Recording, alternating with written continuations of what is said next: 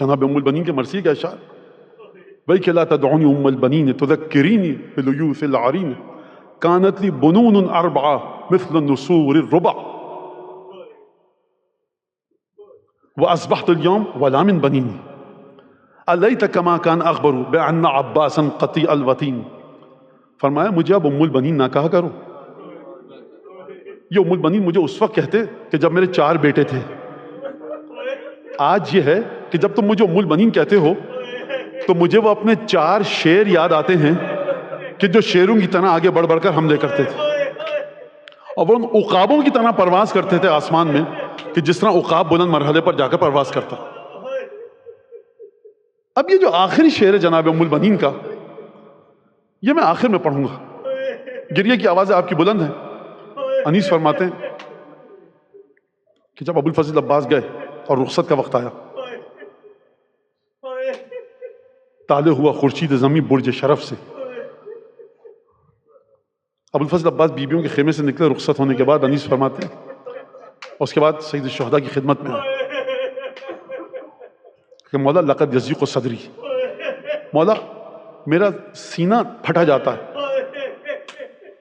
اس جملے کی وجہ یہ ہے کہنے کی کہ جب فوج اشقیہ نے دیکھا کہ اب مردوں میں کوئی باقی نہ بچا تو یہ ملاعین گھوڑوں کو دوڑاتے ہوئے خیمے کے نزدیک آتے تھے اور دختران رسول خدا کے دل دہل جاتے تھے۔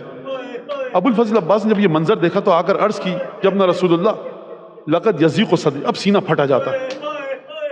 سید الشہداء نے کہا کہ بچوں کے لیے تھوڑا سا پانی لے آؤ۔ علم لیا، تلوار سنبھالی اور مشکیزہ اٹھایا۔ اس شہزادے کی مظلومیت سمجھیے، جو بھی حسین ابن علی کا ساتھی مقتل میں گیا بڑی آزادی کے ساتھ تلوار چلاتا تھا، لیکن اس شہزادی کو علم بھی سنبھالنا ہے، اس شہزادے کو مشکیزہ بھی سنبھالنا ہے، اس شہزادے کو جنگ بھی کرنی ہے۔ آخری امتحان بتاؤں ابو الفضل عباس کا بشری لحاظ وہ یہ کہ جو شہید جاتا تھا نا اسے علم تھا کہ مجھے اب مر جانا ہے۔ ابو الفضل عباس کو دشمنوں کے نرغے میں بچ کے واپس بھی آنا ہے کہ کسی طرح سے سیدہ کی پوتیاں اور نواسیوں تک پانی پہنچ جائے۔ بس ایک تھا ابو الفضل عباس نے اپنے ذوالجناح کو شریعہ میں داخل کیا۔ یہ حدیث نہیں ہے، مورخ کا جملہ ہے۔ ایک دفعہ پانی اٹھایا اور چلو کو زمین پر دوبارہ دے مارا، اور یہ شعر ارباب مقاتل نے نقل کیا، یا نفس من بعد الحسین ہونی، اے عباس کیا حسین کے بعد بھی زندہ رہے گا؟ وَبَعْدَهُ لَا كُنْتَ أَن تَكُونِي، ابو الفضل عباس دیکھ حسین کے بعد زندگی میں کوئی مٹھاس نہیں ہے۔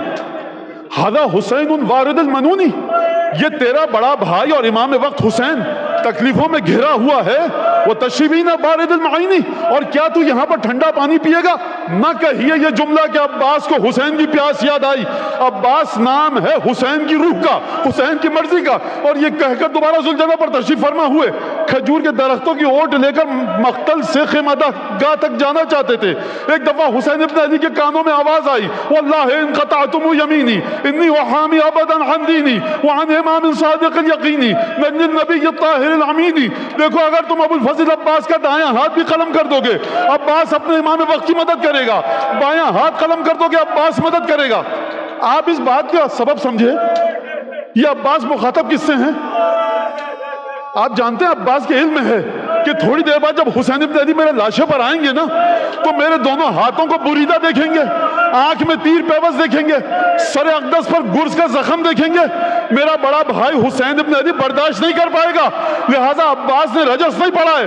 امیر المومنین کے فرزند حسین ابن علی کو تیار کیا، بھیا لاش پر ہاتھ ہو رہے ہو لیکن دیکھ کر آنا میرے دونوں بازو بریدہ ہیں، دل کو تھام کر آنا۔